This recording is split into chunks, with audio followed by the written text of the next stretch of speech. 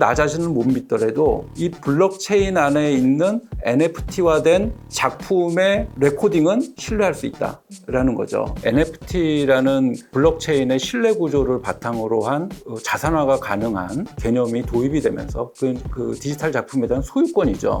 그 NFT를 코인과 함께 새로운 경제 생태계를 진짜 만들어내는 것 같습니다. 본격적으로 좀 NFT 아트에 대해서 좀 더 여쭤보려고 합니다. 이제 11월에 크립토 복셀 전시회에서 이제 NFT 아트를 전시하실 예정이라고 하셨는데요. NFT로 전시를 한다는 게 어떤 의미예요? 저희가 이제 디지털 아트를 하고 있는데 이거를 NFT화 한다는 거는 블록체인이라는 기술의 신뢰 구조를 디지털 아트에 들여온다는 얘기거든요. 그래서 과거에는 어떤 한 작품이 이게 진품이냐 아니냐를 그 전문가가 판정을 하거나 작가가 그걸 판정을 해서 진위 여부를 알려주게 됐었죠. 그래서 이게 진품일 때 가치가 더 올라가게 되는 거고요. 근데 우리가 개개인에 대해서도 어제의 나와 오늘의 내가 다르고 또 그렇기 때문에 본인에 대한 판단도 신뢰를 하기 어려울 때가 많거든요.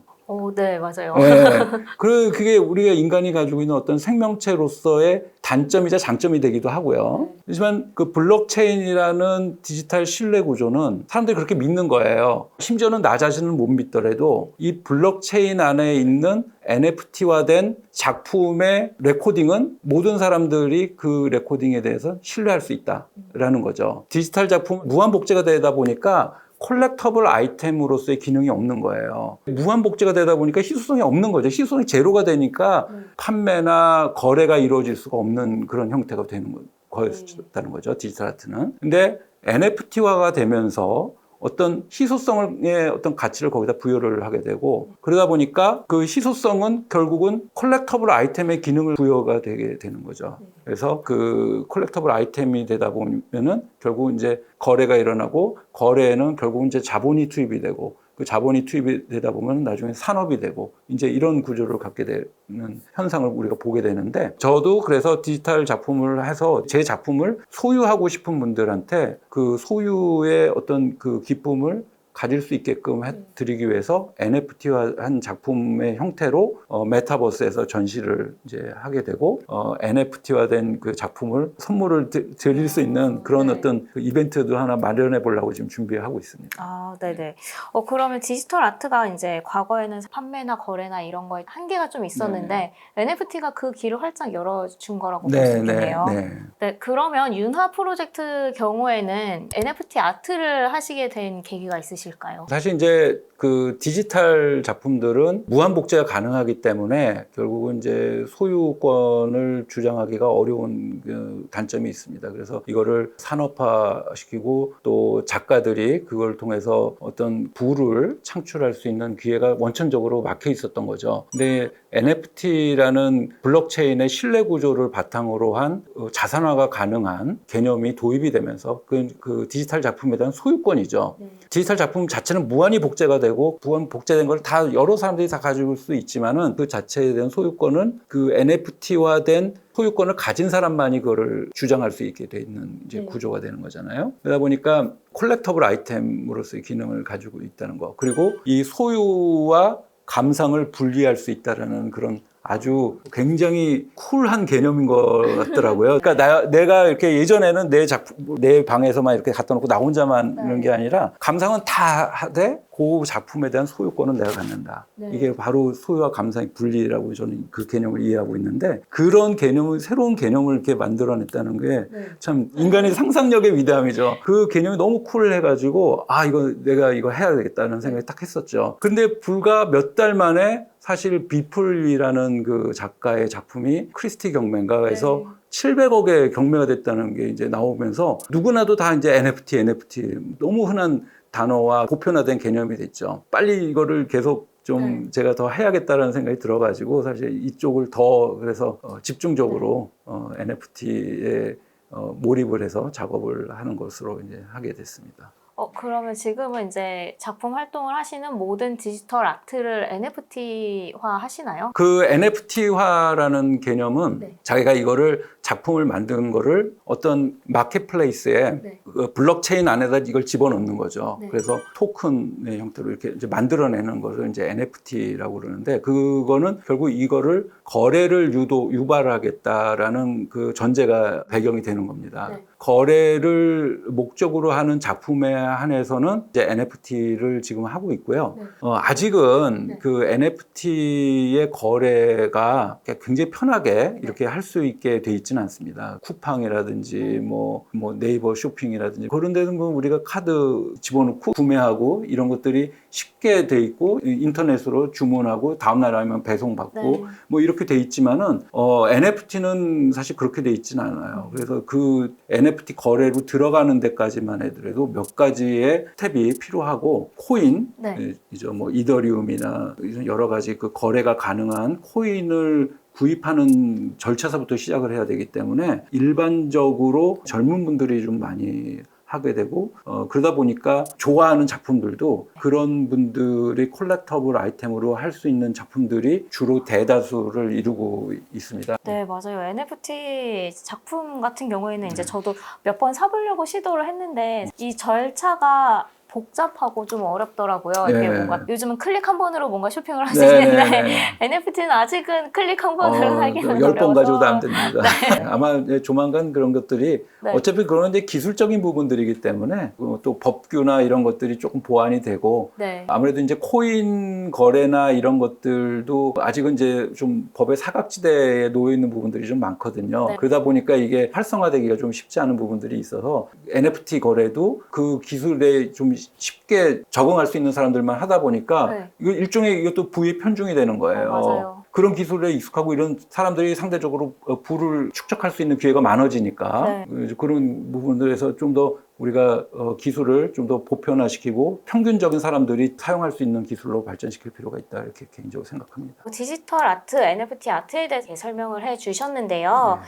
그럼 이 NFT 아트는 예술사 어떤 의미를 좀 가지게 될까요? 이거는 미술사적이라기보다는 우리 경제나 어떤 네. 사회에 있어서 인간들이 만든 어떤 시스템의 신뢰 구조를 더 한 단계 높인 그런 걸로 인정되는 게 아닐까. 네. 그게 미술의 어떤 거래라든지 미술품의 거래라든지 미술 작품에 대한 가치 부여라든지 이런 데 이용이 됐다, 이렇게 생각을 하고 있고요. 그래서 NFT는 미술품 이외에 다른, 예를 들어서 뭐 무용, 음악, 그 외에 다른 여러 가지 디지털화될 수 있는 모든 형태의 지적 자산들은 다 NFT화된 자산으로 바꿔줄 수가 있고, 네. 그래서 NFT는 훨씬 더 지금 우리가 생각하는 그런 개념보다 큰 개념의 어떤 산업의 그 구조가 되지 않을까 생각을 하고 있습니다. NFT 아트 가격에 대해서도 좀 여쭤보고 싶은데요. 사실 이게 가격이 뭐 낮은 것도 있지만 높은 거는 정말 끝없이 높더라고요. 네, 네. 약간 이해가 안 되는 부분도 있는 게 뭐 같은 원작이라고 해도 뉴욕 현대미술관에 있는 방고흐의 별이 빛나는 밤, 이 원작과 이 복제품을 볼 때는 약간 느낌이 다르기는 해요. 원작품을 보면 뭐 방고흐의 뭐 터치라던가 그런 걸 느껴질 수가 있는데, 사실 NFT 아트 같은 경우에는 원작과 복제본을 봤을 때 이제 그렇게 큰 차이점을 모르겠다라고 느껴지는 경우도 있더라고요. 근데 왜 NFT의 그런 원작 아트가 더 비싸게 팔리는지, 왜 이걸 사람들이 그렇게 높은 가격을 주면서도 사려고 하는지, 이거에 대해서 좀 어떻게 보시나요? 고가의 미술품을 소유하는 희소성이 있죠. 그 희소성이 있고 모든 사람들이 그 가치를 인정하는 거를 내가 소유한다는 그런 때 비용을 지불하면서 그걸 내 것으로 만들었을 때 소유하는 사람으로서 그 인간의 기본적인 욕망이죠. 소유와 자랑하고 싶어하는 욕망들, 그런 거를 충족시키는 그런 아이템이기 때문에 사실 NFT도 아까도 얘기했듯이 디지털 작품 무한 복제가 가능하기 때문에 원본이나 차이가 없습니다. 단지 거기에 제한된 소유권만 존재하는 거죠. 그래서 그 소유권 자체를 가지고 있다는 거에 대한 근본적인 어떤 본능, 소유하고 싶고 그 소유에 대한 것을 자랑하고 싶은 그런 기본적인 욕망을 충족시켜주기 때문에 이 NFT 작품에 대한 가격도 낮은 가격에서부터 높은 가격에 다양하게 존재할 수가 있다라고 생각이 되고요. 마찬가지로 우리가 이제 아주 비싼 고급의 럭셔리 명품이라고 하는 그런 제품들에 대해서 많은 사람들이 그 많은 비용을 지불하고 사는 이유는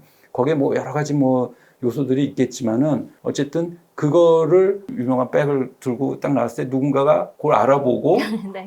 이거는 저 사람에 대한 어떤 밸류를 결정해주는 어떤 그 사람의 이 총체적인 어떤 정체성을 만들어주는 구성 요소들 중에 하나이기 때문에 그렇듯이 NFT도 마찬가지라는 거죠.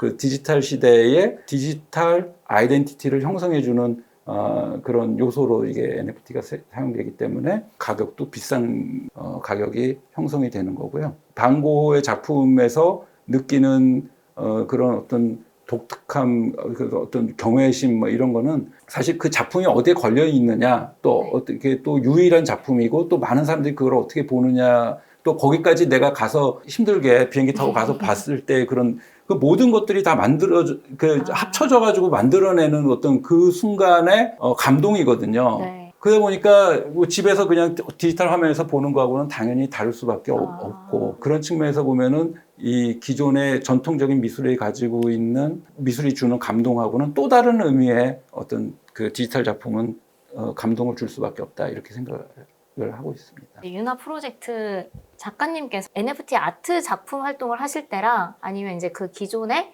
디지털 아트나 아니면은 수채화 작품, 아크릴 작품으로 하실 때랑 이게 전달하는 뭐 메시지라던가 이게 스토리텔링 하는 뭐 방법이 좀 다른 게 있나요? 아니, 근본적으로는 똑같고요. 작품은 작품이고 사실은 근데 수채화 작품이나 아크릴 작품도 NFT화 할 수 있죠. 사실 모든 걸 다 NFT화 할 수 있습니다. 그 블록체인 안에 올리는 순간 NFT가 되는 거니까요. 네. 근데 이제 단지 이제 저는 그 NFT화 하는 디지털 작품들은 좀 더 디지털 시대 정신과 맞는 그런 작품의 그런 요소들을 작품 안에 좀 반영을 시키려고 노력을 많이 합니다. 그래서 가급적이면은 미래지향적인 시대 정신을 좀 반영을 해서 작품을 좀 표현을 하려고 그러고요. 표현하고자 하는 것도 가급적이면 미래에 올 수 있고 또 긍정적인 그런 모습, 미래의 긍정적인 모습을 좀 담으려고 많이 노력을 하게 됩니다. 이제 NFT 아트라고 하면 커뮤니티가 되게 단단하게 구성되어 있다라는 이런 얘기를 많이 들었어요. 그리고 NFT 창작자와 구매자 사이에서 그런 관계성이 예전과는 또 다르다라고 이렇게 얘기를 들었는데 어떠신가요? 직접 활동해 보시면? 그거는 굉장히 큰 변화인 것 같습니다. 과거의 그 예술가와 작품을 구매하는 컬렉터들과는 어떤 중간에 이제 그 갤러리라든지 작품을 유통하시는 분들의 역할을 통해서 이루어지다 보니까 상대적으로 이렇게 친밀도가 조금 덜 하다라는 게 이제 반면에 이제 최근에 그 NFT는 어떻게 보면 직거래 같은 거예요. 그래서 작가가 작품을 마켓플레이스에 그냥 올리는 거죠. 그러면은 그거를 콜렉션을 하고 싶은 사람들이 그 콜렉션을 하는 겁니다. 지금 이제 현대의 컬렉션을 하시는 컬렉터 분들이 특히 이제 젊은 분들이 이제 컬렉션들을 많이 하다 보니까 그들만의 이제 커뮤니티가 이제 굉장히 활성화돼 있고 그 안에서 이제 다양한 이제 발언권을 이제 센 분들이 이제 뭐 이렇게 하면 이제 그 이제 분위기가 좌지우지되기도 하고 이제 막 그렇다고도 합니다. 저는 이제 개인적으로 그런 데 들어가 있지는 않은데요. 또 하나는 이게 기존의 컬렉션의 작품들은 작가가 작품을 만들어서 제작을 해서 그 컬렉터한테 그게 작품이 판매가 되는 순간에 그 순간에 이제 거래가 되면서 이제 작품에 대한 비용이 이제 작가한테 가게 되는데 NFT는 거기에 꼬리표가 계속 달려서 가기 때문에 한번 거래가 될 때마다 이 거래액의 예를 들어서 몇 프로를 원작을 창작했던 작가한테 주도록 이렇게 세팅을 이렇게 처음에 해놓으면은 그 작가는 계속 그게 작품이 거래되고 값이 막 올라감에 따라서 계속 그 작품에 대한 경제적인 보상을 계속 받을 수가 있는 거죠. 이제 과거에는 작가가 싼 가격에 판매가 되고 그게 중간에 막 작품값이 비싸져도 작가는 거기에 대한 어떤 베니핏을 받을 수 없었다 하면은 지금의 이 NFT 시스템에서는 작가도 계속 그 작품값이 올라감에 따라서 경제적인 그 베니핏을 계속 받을 수 있다는 그런 장점을 가지고 있다는 게 아주 큰 차이가 있는 것 같습니다. 그러다 보니까 더 컬렉터 분들하고 더 친밀해질 수밖에 없고 그런 관계가 이루어지지 않나 이렇게 네. 생각을 합니다. NFT 작가 입장에서는 이게 작품이 팔릴 때마다 이 내 작품이 누가 샀는지를 계속 알 수가 있겠네요. 그렇죠. 그것도 네. 어떻게 보면은 컬렉션하는 분들의 네. 그 취향에 따라서 조금 달라질 수가 있기는 하겠는데 네. 예를 들어서 A라는 작가의 작품이 똑같은 작품이 5개가 이제 에디션이 나왔다. 네. 값이 다 다를 수가 있다는. 왜냐면은 똑같은 A와 A-B 뭐 이렇게 네. 쭉 있을 때 그게 어떤 소유자들을 통해서 나한테 왔느냐에 따라서 네. 얘서 이 작품은 그래서 유명한 무슨 미국의 배우가 갖고 있다가 내놨다. 네. 하면은 똑같은 작품이라 그래도 더 더 가치가 더 올라가게. 그거는 이제 콜렉션을 하는 사람들이 어떻게 그걸 바라보느냐에 따라 좀 달라지는 거니까 네. 가격도 굉장히 다양하게 이제 차이가 될 수가 있는 거고 그거는 그 작품을 소유하고 있는 사람뿐만 아니라 그 작품이 마켓플레이스에 나온 거를 보는 사람들 다 모두 공유하는 정보이기 때문에 네. 그래서 흥미진진한 그런 경매가 될 수가 있는 거죠. 그렇네요. NFT 아트가 나온 다음에 거기서 끝나는 게 아니라 그 뒤에 또 누가 계속, 소유를 했는지 그렇죠. 이게 뭐 계속 어디에 가죠. 전시됐는지 네. 이런 게 하나의 또 스토리텔링이 네, 될 수도 네, 있겠네요. 네. 재밌는 것 같아요. 그럼 마지막으로 NFT가 윤화 프로젝트 작가님의 삶이나 예술 생활에 어떤 영향을 미쳤나요? 굉장히 큰 영향을 끼쳤습니다. 사실은 이제 디지털 작품을 제가 이제 하기 때문에 우리나라의 미술 컬렉터분들 또 갤러리 하시는 분들은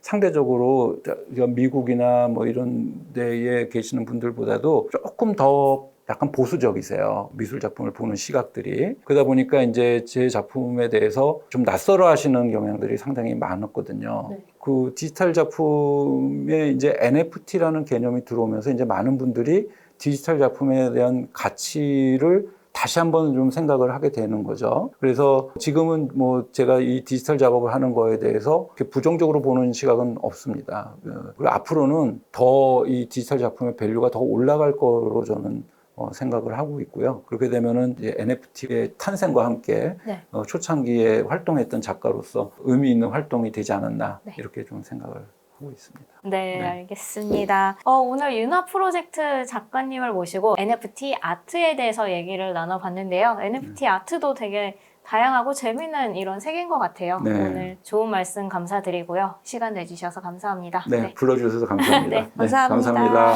네.